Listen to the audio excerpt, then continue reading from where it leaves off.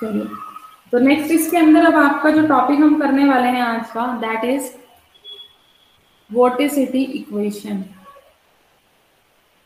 देखो, हमें एक ऐसी इक्वेशन ड्राइव करनी है जो वोर्टिसिटी इक्वेशन कहलाए, जिसमें एक्साई का ही रोल हो पूरा का पूरा। एक ऐसी इक्वेशन हो जिसमें एक्साई ही आ रही हो मेनली हमें वो चाहिए। तो अगेन हम स्टार्ट कहाँ से करेंगे? आइलर इक्वेशन को लेकर।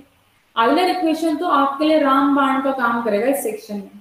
उसको तो किसी भी थ्योरम के प्रूफ से पहले आपको लेना ही लेना है, वो तो आपका यूज होने ही वाला है। तो स्टार्ट करते हैं। आइलर इक्वेशन लिखते हैं जब आपको एक कंडीशन दे रखी है सिर्फ। कौन सी कंडीशन? जो बॉडी फोर्स है वो कंजर्वेटिव है।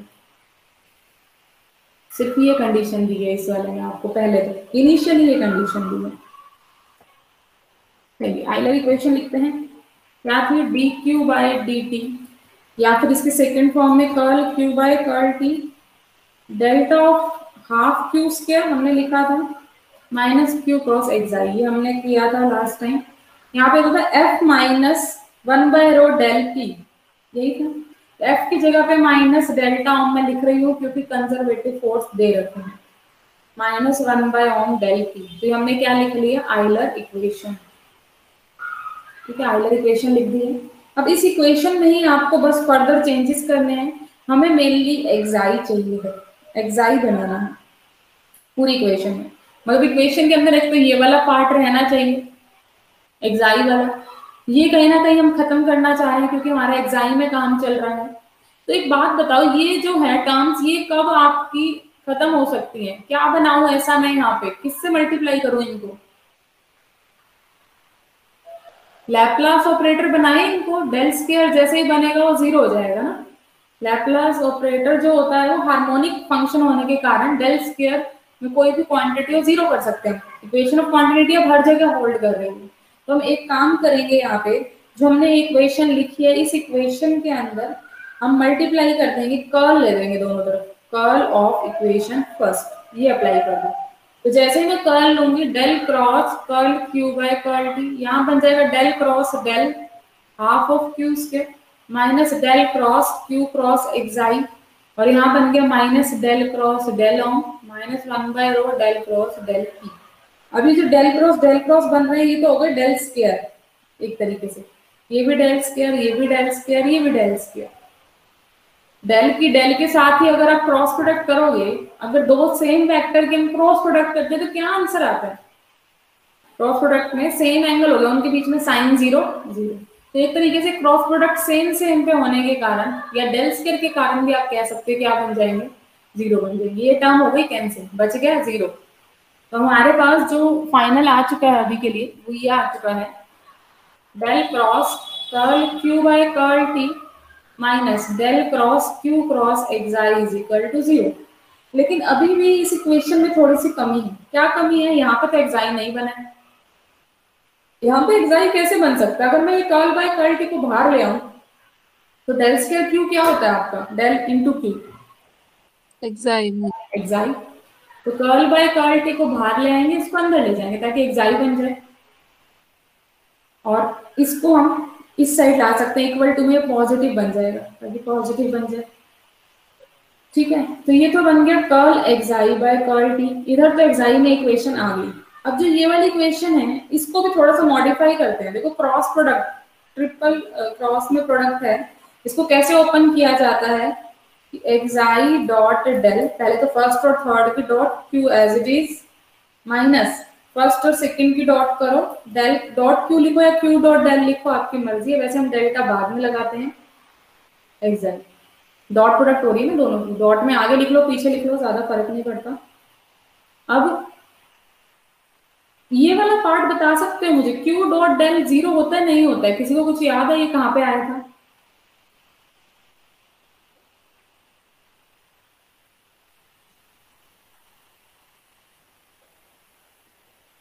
थोड़ा सा खोल के लिखो इसे। अगर आप ध्यान से देखो, curly u by curly s plus curly v by curly y plus curl w by curly z is equal to 0। किसकी इक्वेशन है ये? Equation of continuity. कुछ यही थी आपकी स्पेशल केस में। कार्टेशियन में जब हमने चेंज किया था इनकम्प्रेसिबल स्टडी फ्लो सब उस केस के अंदर हमने यही वाली फाइनल इक्वेशन लिखी थी। तो ये इक्वेशन ऑफ कॉन्टिन्यूटी है और इक्वेशन ऑफ कॉन्टिन्यूटी आपकी हर जगह होल्ड करती है, कोई भी मोशन हो तो इसकी वैल्यू तो क्या रहेगी आपकी 0। ये हो गया खत्म। सिर्फ आपकी इक्वेशन क्या आ चुकी है फाइनल,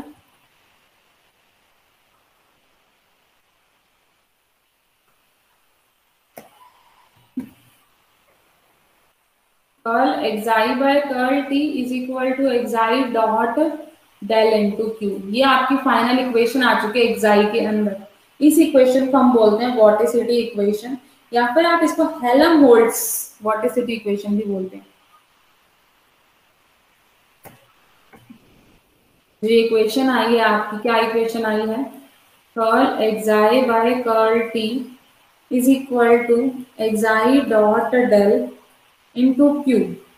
ठीक है, इसको हम क्या बोलते हैं, या तो आप वॉर्टिसिटी इक्वेशन भी बोल सकते हो सिंपल, ये वाली आपको ड्राइव करने होगी अगर पेपर में वॉर्टिसिटी इक्वेशन आती है, या फिर हम हेल्महोल्ट्ज इक्वेशन भी बोलते हैं इसे, वॉर्टिसिटी इक्वेशन। ठीक है, अब यहाँ पे एक थोड़ा सा मैं अगर मॉडिफिकेशन कर दूं, हमने इनिशियल में बॉडी फोर्स कंजर्वेटिव लिए थे ना, अगर हम कंजर्वेटिव ना लेते तो क्या फर्क पड़ता है इक्वेशन में। मैंने यहाँ पे बॉडी फोर्स कंजर्वेटिव लिए तो उस वजह से यहाँ पे हमारा डेल ओम बन गया था, तो डेल ओम ना बन के क्या बनता, एफ ही रहता। ठीक है, कर्ल लेते तो डेल क्रॉस एफ आता है, कैंसिल ना होता, डेल क्रॉस एफ आता है यहाँ पे, तो ये आगे तक चलता रहता है ना। तो फाइनल इक्वेशन में राइट हैंड साइड में अगर हम बॉडी फोर्स कंजर्वेटिव नहीं लेते हैं तो डेल क्रॉस एफ और ऐड हो जाएगा। ठीक है, तो ये इसका स्पेशल केस हो गया कि अगर बॉडी फोर्स कंजर्वेटिव ना होते तो फाइनल वॉर्टिसिटी इक्वेशन क्या बनती, curl xi by curl t। ठीक है, एक सेकंड रुकना भाई, इसके अंदर थोड़ा सा हमने स्पेशल केस था जो मैंने डेल, एक मिनट में दोबारा से थोड़ा सा करेक्ट करूंगी इस पॉइंट को, जो यहाँ पे हमने 0 पुट किया स्पेशल केस में सिर्फ पुट करेंगे, जब आपका केस क्या हो, स्टडी केस हो, उसके अंदर ये वाली इक्वेशन बनी थी हमारी इनकम्प्रेसिबल फ्लो, लेकिन यहाँ पे ऐसा कुछ गिवन नहीं था। तो इस केस में हम कर क्या सकते हैं, अब गिवन नहीं है कुछ भी, तो इस इक्वेशन से मैं आगे दोबारा चलूंगी स्पेशल केस ना लेते हुए, curl xi by curl t is equal to xi dot del q minus q dot del xi, ये है आपके पास। तो इसको आप यहाँ पे क्या करेंगे, थोड़ा सा मॉडिफाई करेंगे, तो आपके फाइनल इक्वेशन आई है curl xi by curl t is equal to xi dot del q minus q dot del xi, ये इक्वेशन थी, इसको इस साइड ले आओ, curl xi by curl t plus q dot del xi is equal to xi dot del into q, इस side ले आए हैं आप। अब ध्यान से देखो xi दोनों में कॉमन आ रहा है, तो इधर से कॉमन ले लो xi, कर्ल by curl t plus q dot del into xi is equal to xi dot delta into q. तो अगर हम ध्यान से देखिए क्या है आपका, इसको क्या लिख सकती हूँ मैं,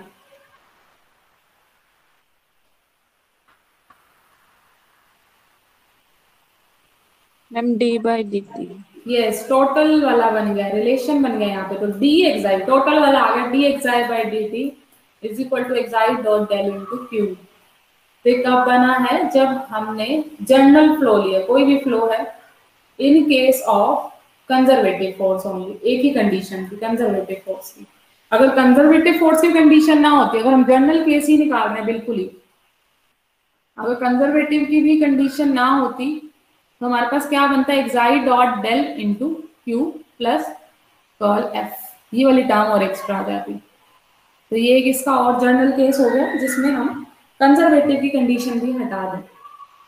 ठीक है, इसी के अंदर एक छोटा सा और क्वेश्चन हम करेंगे। अभी हमने एक जनरल फ्लो ले रखा है, 3 डायमेंशनल फ्लो है जिसमें एक्स वाई जेड तीनों है ना। अब इसी के अंदर मैं एक पर्टिकुलर केस ले लूं फॉर 2 डायमेंशनल फ्लो।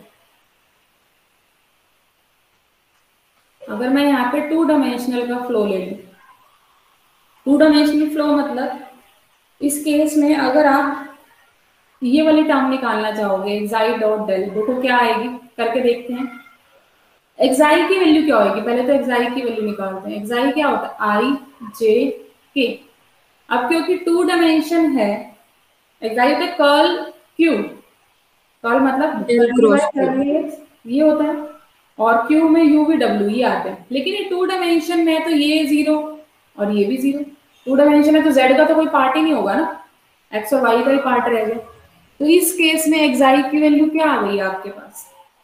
अगर ध्यान से देखो तो सिर्फ के वाला कंपोनेंट है, curly v by curly x minus curly u by curly y into के क्या, ये एक्साई की वैल्यू आ गई। और एक्साई की जब डॉट प्रोडक्ट करेंगे डेल्टा के साथ, 2 डायमेंशन में डेल्टा क्या बनेगा? Curly by curly x i cap curly by curly y j cap और 0 के कैप बनेगा। तो अब मुझे इन दोनों के डॉट प्रोडक्ट करके बताओ क्या आंसर आएगा? 0। 0 आ गया भाई। के वाले की केस होएगी, यहाँ के 0 है, ये खत्म। इधर आई जे वाले 0 तो उनकी यहाँ पे 0 बन जाएगी। आई आई वाला जे जे के साथ के वाले के साथ डॉट प्रोडक्ट में आता है। तो यहाँ पे जो है एक्साई डॉट डेल अगर आप करेंगे उसकी वैल्यू आ रही है 0 एक तरीके से।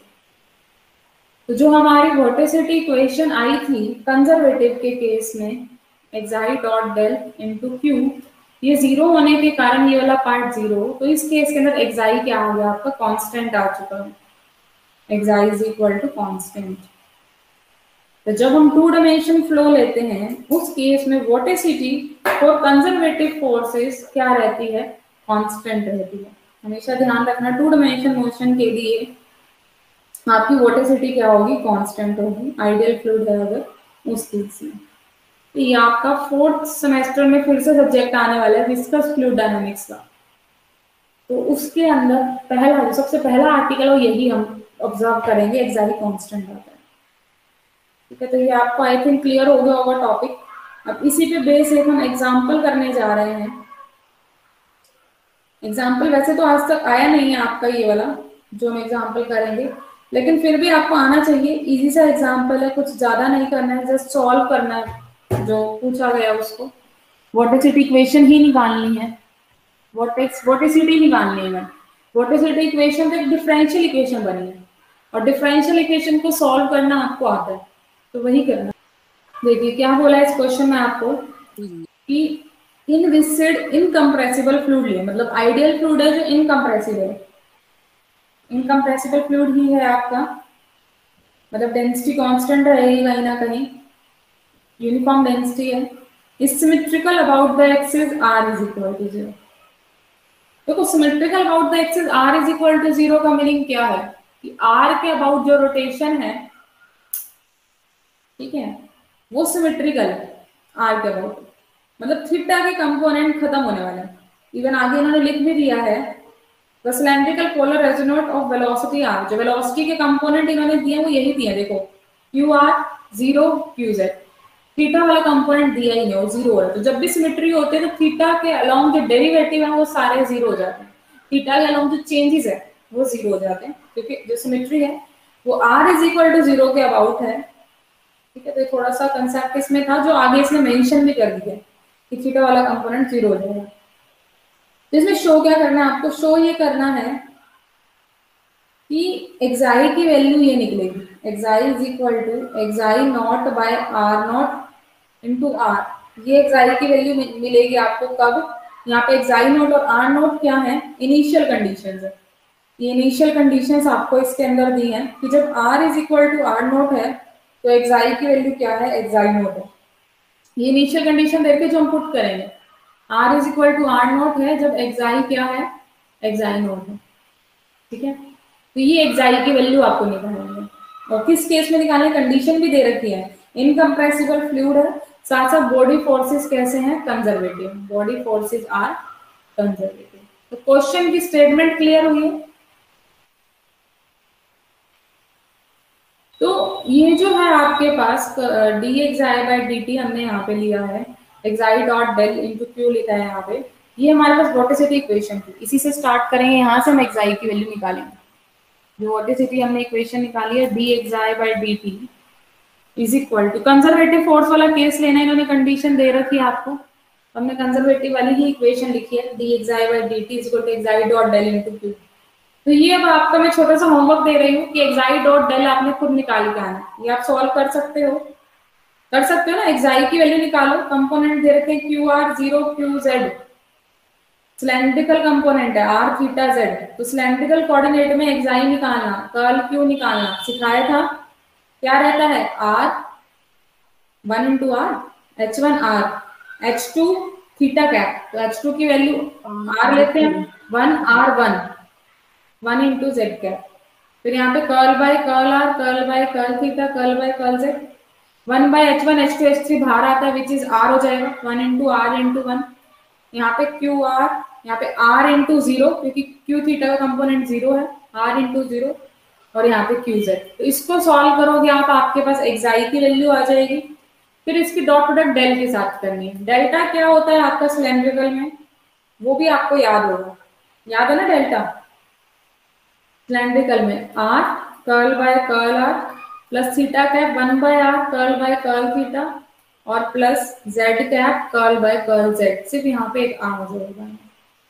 ठीक है, तो ये भी आप निकाल सकते हैं। तो xi dot del into q, ये आप खुद से आज ट्राई करेंगे, ये आपका होमवर्क है और सभी ने करके आना है। देखते हैं कौन निकाल पाएगा सही।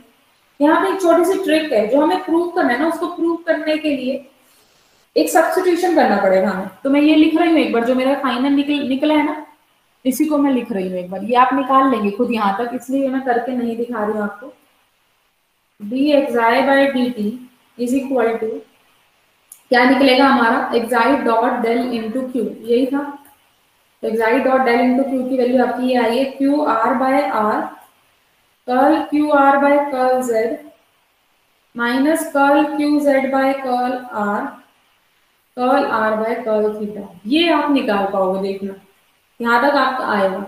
तो यहाँ पे एक छोटा सा जो हम बात बता रहे थे आपको, इसके अंदर ये छोटा सा ट्विस्ट क्या है, जो हम ट्विस्ट की बात कर रहे हैं, आपको प्रूफ कंप्लीट करने के लिए इसका आंसर, ये वाला आंसर मुझे बता सकता है कोई कि curl r cap by curl theta क्या होगा। छोटा सा क्वेश्चन है।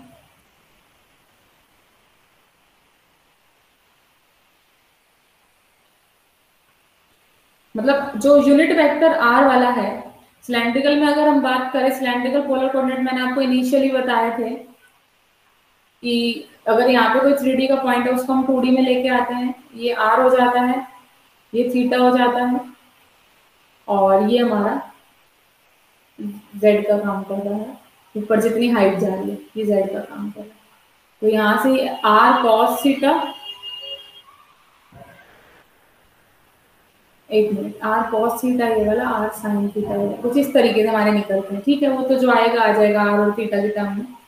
मेन बात ये थी कि आर एक्सिस में जब हम रोटेशन देखना चाह रहे हैं, डेरिवेटिव देखना चाह रहे हैं विद रिस्पेक्ट टू थीटा, तो उसका आंसर क्या आने वाला है, यूनिट वेक्टर आर में थीटा की रोटेशन लेना, कहाँ पहुंच जाएंगे हम। ये यूनिट वेक्टर आर है, ये आर कैप बन गया यूनिट वेक्टर आर के। अगर मैं एक्सिस को देखूं, एक्सिस के अलोंग ही होता है ना उसका यूनिट वेक्टर, कभी भी हम उसका यूनिट वेक्टर बनाते हैं नॉर्मलाइज तो उसी एक्सिस के अलोंग होता है। तो आर को चेंज देखो थीटा के विद रिस्पेक्ट, तो आर में अगर मैं चेंज करूं थीटा के विद रिस्पेक्ट, आप कहाँ पहुंच रहे हो, इस वाली एक्सिस पे। किसको रिप्रेजेंट कर रहा है, कहीं ना कहीं थीटा कैप को। तो जो इसका आंसर आएगा वो थीटा कैप आएगा। तो ये ट्विस्ट था इसके अंदर कि इसकी वैल्यू हम क्या पुट करेंगे, थीटा कैप पुट करेंगे। ये आपको थोड़ा सा विजुअलाइज करना है यहाँ से किसी भी तरीके से। और इसी तरीके से अगर आप curl Z cap by curl theta निकालोगे, मतलब इस वाली एक्सिस का थीटा के लॉन्ग चेंज, तो अगर मैं इस एक्सिस का थीटा के लॉन्ग चेंज देखूं तो कोई चेंज नहीं है, नो चेंज है, इसका थीटा से कोई लेना देना नहीं है, ये हाइट है। तो ये क्या आएगा यहाँ पे, 0 आएगा। ठीक है, तो दो हमें नोटेशन यहाँ पे देखनी पड़ेंगे, बाय फिगर विजुअलाइज करना पड़ेगा माइंड में। फिगर बना के नहीं दिखाना आपने कुछ भी, बस डायरेक्ट वाली वैल्यू पुट करनी है बीच में। ठीक है, तो ये आप कर लोगे, आगे सॉल्व करोगे, इजीली सॉल्व हो जाएगा आपका। ठीक है, इजीली सॉल्व हो जाएगा। तो मैं आगे से ही कर रही हूँ इसको, जो आपकी xi dot del into q की वैल्यू आई है ना फाइनल, उससे सॉल्व कर रही हूँ मैं आगे। तो ये आ चुका आपके पास, curl xi by curl t is equal to xi dot del into q, ये था इनिशियल, इसकी वैल्यू आपके पास आ चुकी q r by r into xi. इससे आगे अब हम सॉल्व करेंगे। मुझे ये बताओ, जो ये लिखा है मैंने, इसको मैं कैसे सॉल्व कर सकती हूँ। इसको सॉल्व करने के लिए हम थोड़ा सा ब्रेक करेंगे। क्या ब्रेक करेंगे, यहाँ पे पुट करेंगे क्यू आर की वैल्यू। देखो क्यू आर क्या है, अगर मैं क्यू आर की बात करूं तो क्यू का कंपोनेंट है क्यू आर, आर कैप के अलोंग। है ना। तो और प्लस जो भी थीटा और जेड है जो भी होगा, तो क्यू आर को हम ये लिख सकते हैं क्यू की डॉट प्रोडक्ट आर कैप के साथ। ये होगा ना, अगर मैं इस क्यू की डॉट प्रोडक्ट कर दूं आर कैप के साथ, तो यहाँ पे भी आर कैप के साथ डॉट प्रोडक्ट होगी और इस पूरे की भी आर कैप के साथ डॉट प्रोडक्ट होगी।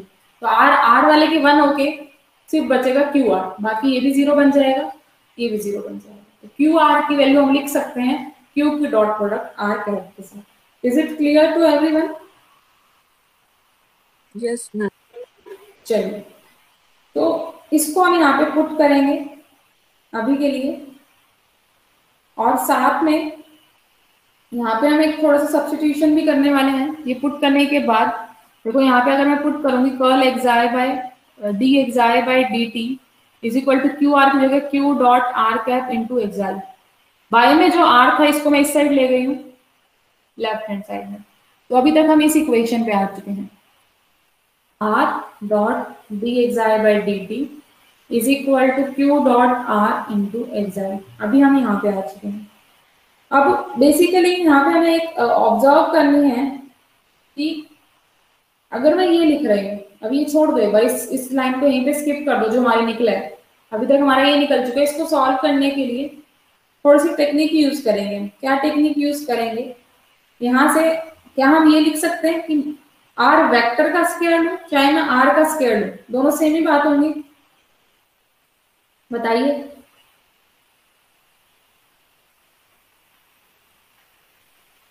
जब हम किसी भी वेक्टर क्वांटिटी का स्क्वायर करते हैं तो आई मतलब फर्स्ट कंपोनेंट का स्क्वायर प्लस सेकंड कंपोनेंट का स्क्वायर प्लस थर्ड कंपोनेंट का स्क्वायर अंडर द रूट, मतलब वो एक स्केलर क्वांटिटी बन जाती है। स्क्वायरिंग करते ही वो एक स्केलर क्वांटिटी बन जाती है। तो चाहे मैं आर वेक्टर का स्क्वायर करूं या फिर मैं उसको वेक्टर ना लगाऊं, फर्क क्या पड़ता है? वो तो स्केलर क्वांटिटी है, उसे वेक्टर ना भी लगाएं तो सेम ही बात है, ठीक है ना। तो ये मैं लिख सकती हूँ आर वेक्टर का स्क्वायर और आर का स्क्वायर दोनों क्या होगा? इक्वल होगा। अब इसको ओपन करते हैं, चलो दोनों तरफ डेरिवेटिव ले लो, डेरिवेटिव बोथ साइड। तो यहाँ जाएगा 2r cap d r by d t, with respect to t ले रही हूँ। ऐसे ही जब हम यहाँ पे डेरिवेटिव लेंगे तो क्या बन जाएगा आपका? R D r by d T. ध्यान रखना दोनों में सिर्फ और सिर्फ वेक्टर लगाने का और ना लगाने का फर्क आ रहा है। एक साइड वेक्टर चल रहा है, दूसरी साइड वेक्टर नहीं चल रहा। इस आर को अगर मैं बाय में ले आऊं उधर, देखो ये वेक्टर बाय में उसी का मैग्नीट्यूड क्या बन जाएगा? 2 से 2 कैंसिल, हाँ यूनिट वेक्टर बन गया। आर कैप लिख सकते हैं D r by d T, इधर भी D r by d T, ठीक है। तो यहाँ पे हमारे पास आर कैप, ये क्या है? D r by d t होता क्या है वैसे?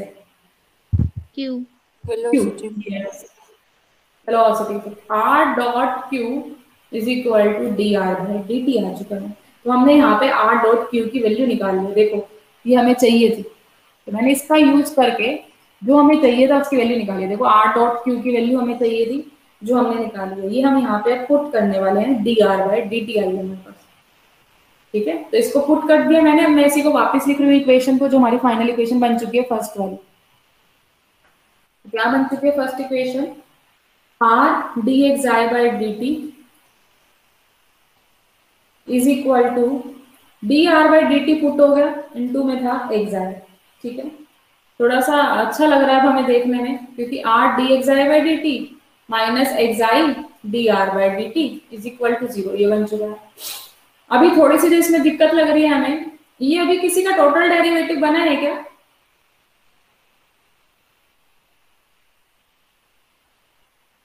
क्या इसको किसी का डी ऑफ लिख सकते हो? No ma'am. कब लिख सकते हैं? बाय में कुछ ऐड सब्ट्रैक्ट मल्टीप्लाई डिवाइड कुछ करना पड़ेगा, इंटीग्रेटिंग फैक्टर कुछ। भाई ये इक्वेशन उसी फॉर्म की बन गई जो ओडी में चलता था, m d x plus m d y वाला टाइप वाला फॉर्म हो गया है। यहाँ पे इसका विद रिस्पेक्ट टू एक्साई करेंगे तो 1 आ रहा है, विद रिस्पेक्ट टू आर इसका विद रिस्पेक्ट टू एक्साई करेंगे तो -1 आ रहा है। 1 इज नॉट इक्वल टू -1। अभी तो हमें ये पता चल रहा है यहाँ पे, ठीक है। तो कर्ल एम बाय कर्ल जो y है not equal to curl n by curl x, अभी तो ये बात चल रही है। अभी ये एग्जैक्ट इक्वेशन तो नहीं है, लेकिन इसको मैं एग्जैक्ट बना सकते हैं किसी से मल्टीप्लाई करके। तो देखो मैं किससे कर रही हूँ डिवाइड, इधर मैं डिवाइड कर रही हूँ आर स्क्वायर से, डिवाइड बाय आर स्क्वायर। देखो इससे क्या फायदा मिला आपको, जैसे ही आपने आर स्क्वायर से डिवाइड किया है तो कहीं ना कहीं ये टोटल डेरिवेटिव बन गया d by d t of xi by r. करके देखो, सॉल्व करके देखो, d t of xi by r zero आ गया। इट मीन्स ये क्या इंप्लाई कर रहा है, xi by r is equal to constant, यही अप्लाई कर रहे हैं यहाँ पे। तो एक्साई बाय आर कॉन्स्टेंट आया है आपके पास, xi by r constant which is equal to say c. हमारे पास यहाँ इनिशियल कंडीशन थी कि जब r is equal to r naught है तो xi is equal to xi naught है, ये आपने बोला था। तो यहाँ पे अगर मैं एक्साई को एक्साई नॉट पुट कर दूं और r को r नोट पुट कर दूं तो मेरे पास c की वैल्यू निकल आई है। तो c की वैल्यू है, इसको वापस पुट कर दो ऊपर, हमारे पास फाइनल आंसर आ जाएगा। जैसे मैंने वापस पुट कर, देखो मैं वेक्टर लगाऊं ना लगाऊं वो कांस्टेंट है, वैसे कांस्टेंट वेक्टर लिखो उसकी कोई डायरेक्शन नहीं रहती है, कोई फर्क नहीं। तो सी की वैल्यू मैंने पुट कर दी यहाँ पे, xi not by r naught. तो एक्साई का आंसर आ चुका है। एक्साई कितना निकल गया, इसको इस साइड ले जाओ, आर को, xi not by r not into r. This is your final answer. Clear हुआ है?